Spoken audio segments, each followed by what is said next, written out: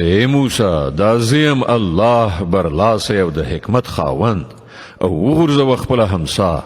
څنګه چې موسی وکتل چې همسا د مار په څیر خوځېږي نو شا یې واړوله وتښتېد او شاته یې هم ونه کتل.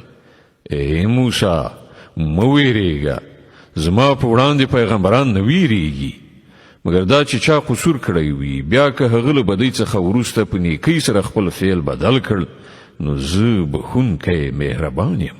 او خپل لاس په خپل ګریوان کې نه باسه، ځلانده به راوځي بې له څه عیبه. دا 2 نښانې له 9 نښانو څخه دي د فرعون او د هغه د قوم لوري ته د تلو لپاره.